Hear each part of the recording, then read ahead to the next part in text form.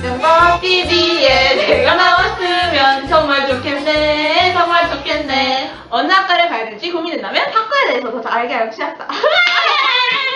명박 TV에 내가 나왔으면 정말 좋겠네, 정말 좋겠네. 어느 학과를 가야 할지 고민된다면 학과에 대해서 더 자세히 알고 싶다면 금주의 선배님! 네, 저번 주 금주의 선배님은 경영학과에 재학 중이신 주혜민 선배님이셨는데요. 과연 이번에는 어떤 선배님께서 나와주실지 정말 궁금합니다. 그럼 시작합니다.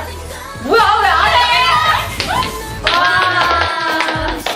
네, 벌써 금주혜 선배님 3회차를 달리고 있는데요. 오늘은 연세대학교 심리학과에 재학 중이신 박승지 선배님께서 나오셨습니다.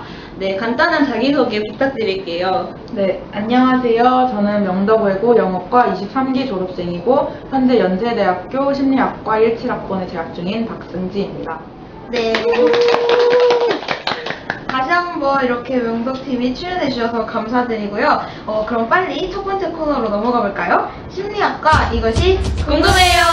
네, 이 코너는 앞에서 설명드렸듯이 저희 학교에서 실제로 심리학과를 지망한 학생들이 해준 질문들을 바탕으로 구성이 되어 있습니다. 그럼 첫 번째 질문이에요. 심리학과에 대해서 간단히 소개해주세요. 네, 심리학이란 인간의 행동과 심리 과정을 과학적이고 통계적으로 연구를 하는 학문입니다. 그래서 인문과학부터 자연과학이나 공학이나 예술까지 다양한 분야에서 인간에 대한 연구는 직간접적인 영향을 많이 미치기 때문에 심리학이 매우 중요한 학문이라고 할 수 있습니다. 특히 요즘에는 이제 인공지능이 발달하고 정보화 사회로 넘어가면서 이런 인간의 삶의 질에 대한 연구의 중요성이 많이 대두가 되고 있어서 특히나 전망이 좋은 학과로 많이 꼽히고 있습니다. 네, 제 주변에만 봐도 심리학과에 되게 관심이 많은 친구들이 많은데요. 심리학과는 어떤 성향에 어떤 흥미를 가진 학생이 가면 좋을까요? 아무래도 인간의 사고나 행동을 연구를 하는 학문이다 보니까 그런 사람의 마음에 대해서 관심이 많은 사람이라든지 아니면 그런 원인에 대해서 분석을 하고 싶은 그런 학생들이, 호기심이 많은 학생들이 오면 좋을 것 같아요.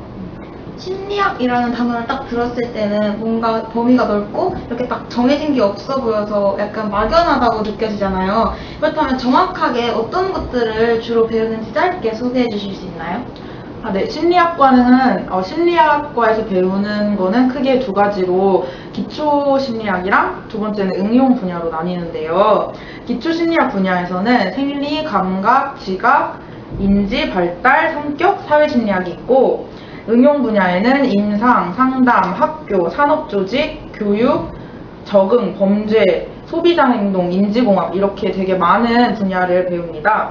근데 여기서 중요한 거는 이제 심리학이 문과적 특징과 이과적 특징을 모두 가지고 있는 복합적인 학문 영역으로 분류될 만큼 되게 다양한 전공 분야를 가지고 있다는 점입니다.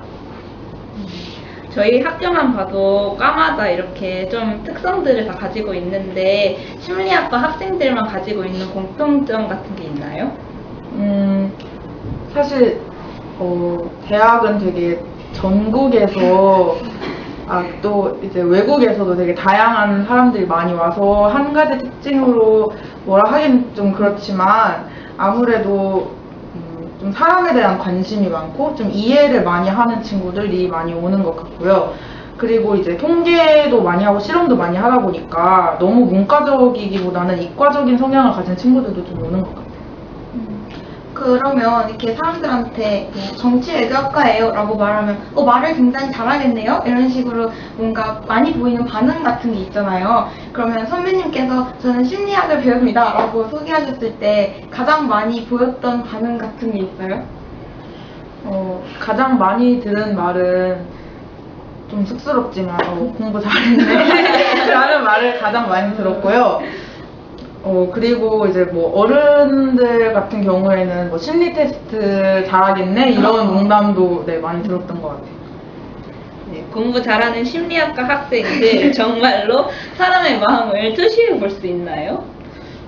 심리학을 배우면서 좀 사람의 사고 과정이나 아니면 행동의 원인에 대한 이해가 조금 느는 것 같기는 해요. 왜냐하면 아무래도 심리학이 반복적인 실험과 통계를 바탕으로 한 학문이다 보니까 이럴 때는 이런 경향을 좀 나타낸다 이렇게 추측을 할 수는 있는데 뭐 그렇다고 상대방의 마음을 이렇게 뻔히 읽고 이럴 수 있는 정도는 아닌 것 같아요. 네. 이게 6번하고 연결되지만 조금은 어려운 질문일 수도 있는데요. 실제로 심리학을 배우면 연애할 때 도움이 많이 되냐고 물어본 친구가 있었어요. 민망하다. 네, 도움이 되나요? 예를 들어서 그 사회심리학이 이제 사회 내에서 사람 대 사람 아니면은 사람 대 집단이 상호작용을 하면서 어떤 식으로 행동을 하는지를 연구를 하는 분야인데 사회심리학을 배우면서 상대방에게 호감을 얻는 방법은 배울 수는 있어요. 근데 뭐 저를 봐도 그렇지만 그게 꼭 연애 이래야 하는 것 같지는 않고 네, 그거는 개인의 역량에 따라서 다른 것 같아요. 네. 네, 아까 심리학에 대해서 막 설명해 주신 것도 들어보니까 뭔가 굉장히 이론적인 부분도 많을 것 같고 글도 많이 읽어야 할 것 같은데 그럼 전공책도 엄청 두껍나요? 일단 그 심리학 자체가 고정된 지식이 아니고 계속적인 실험과 연구를 통해서 이 진리가 바뀌는 학문이거든요. 그래서 그 논문을 읽고 그 최근 동향을 파악을 하는 게 되게 중요해요. 그래서 선배님들 말씀을 들어보니까 뭐 JPSP나 네이처 같은 그런 이제 에서 나오는 그 최신 논문을 수업 시간에 되게 많이 읽는다고 하더라고요. 아직 이제 저는 1학년이다 보니까 그렇게 많이 다루지는 않는데 그래서 이제 기본적인 지식을 알 수 있는 논문이랑 최근 경향을 파악할 수 있는 논문을 다 읽어야 돼서 되게 공부에 끝이 없다고들 하시더라고요. 근데 이제 1학년 때는 저희 학교에서는 심리학 개론이라는 수업 시간에 심리학 입문이라는 전공책을 가지고 수업을 했는데 이거 전체를 다 다루지는 않았지만 600쪽 정도 되는 분량 한 학기 동안 분량이었고요. 근데 이제 대학에 오면은 수업이 전공책뿐만 아니라 교수님들 PPT 위주로 좀 많이 이루어져서 그거는 어느 교수님이 가르치시냐에 따라서도 그 학습량은 좀 달라지는 것 같아요. 선배님 말씀 이렇게 들어보니까 심리학과에서 배우는 게 뭔가 굉장히 많은 것 같아요. 그럼 이렇게 대학 다니는 4년 동안 열심히 배우고 나면 심리학과를 졸업하고 어떤 직업을 가질 수 있나요?